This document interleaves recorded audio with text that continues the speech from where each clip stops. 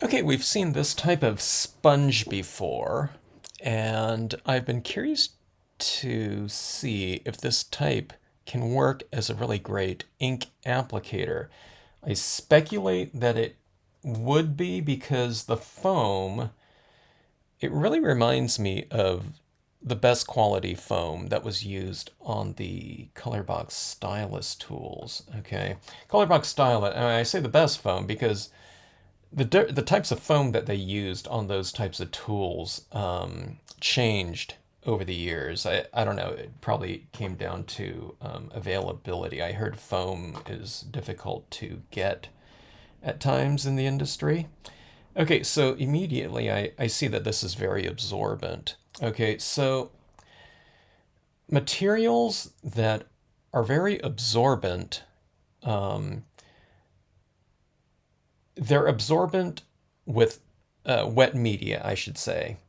And if they're that way, then they can transfer media down. There's certain types of materials that kind of wick moisture. So when you're inking up, it's kind of repelling moisture in a way, so that there's not enough moisture in the tool to transfer. I mean, it makes sense, right?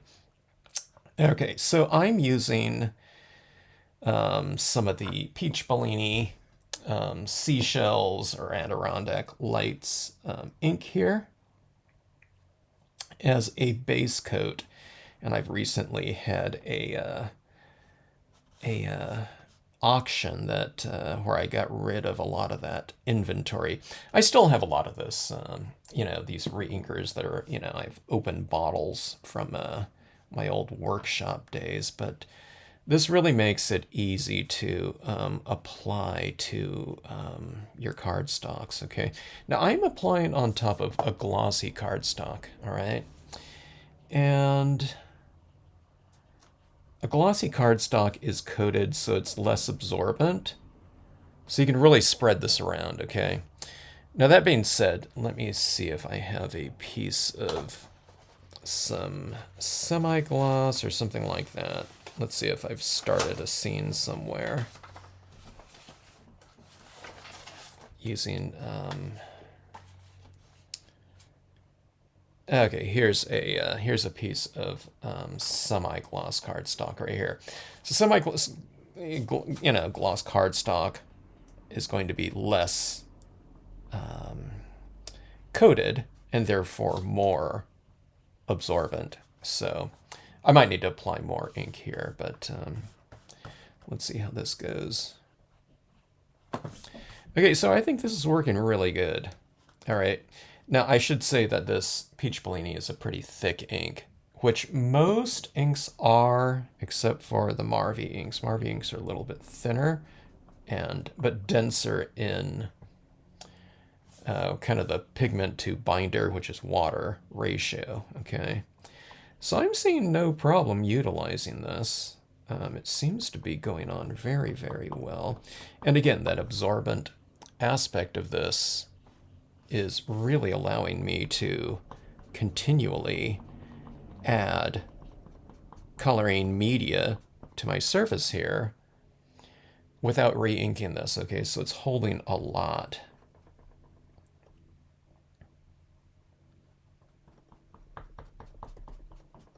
Okay, so for me, this is working much, much better than, like, say, what do they call it? Craft, or ink blending brushes, I think they call them. Okay. Again, it's just more, it makes more sense. This, material is an absorbent type of thing. Sponges are meant to absorb, all right? Now, that's not, the function of this. I think it's a makeup brush, but it's meant for dry media.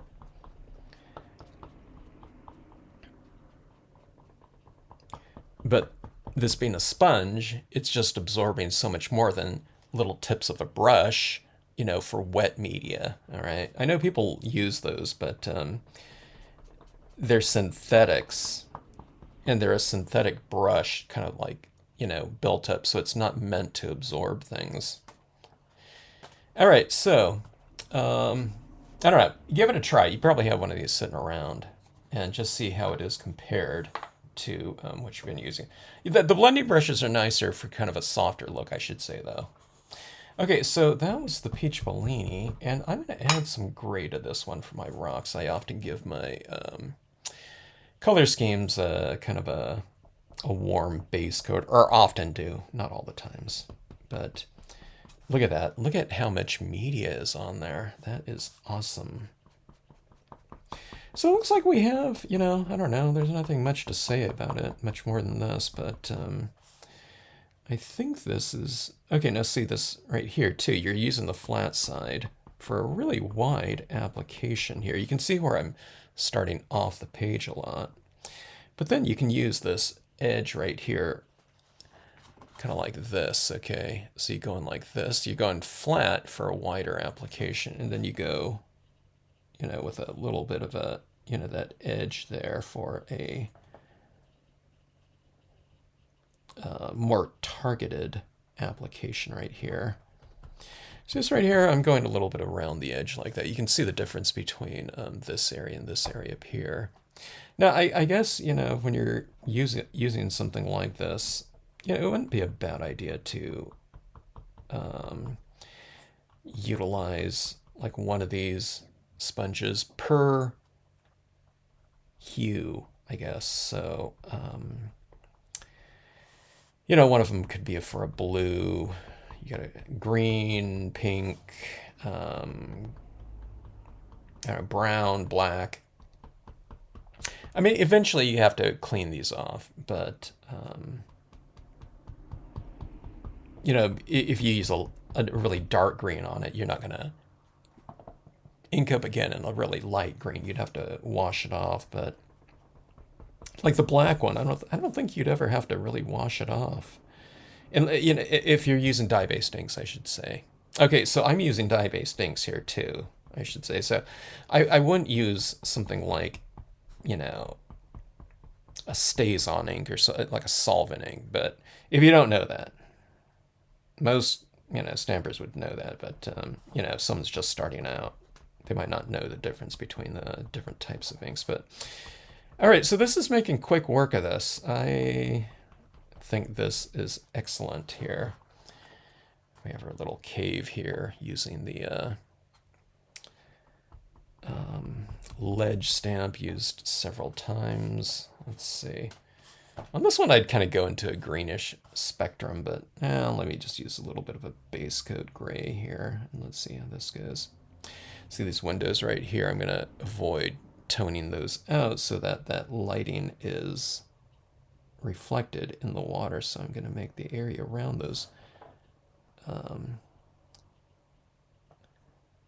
reflections a little bit darker so that the reflections stand out.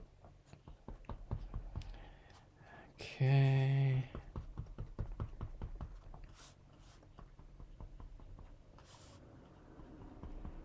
Adding a little bit of shadows or a vignette around the edge.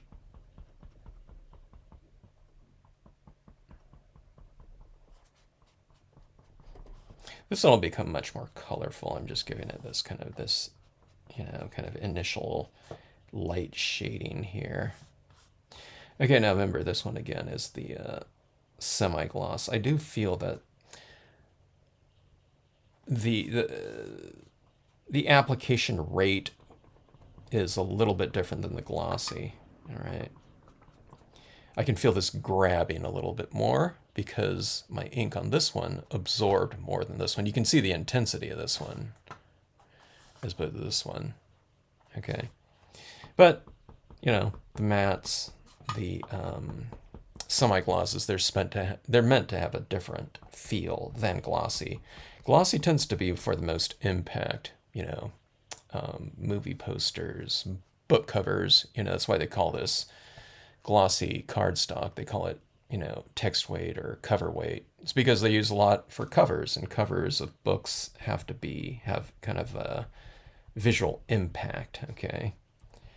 And that's because it's keeping most of the media on the surface. I mean, you can see the intensity of even that peach Bellini compared to this one where it's absorbing into the surface.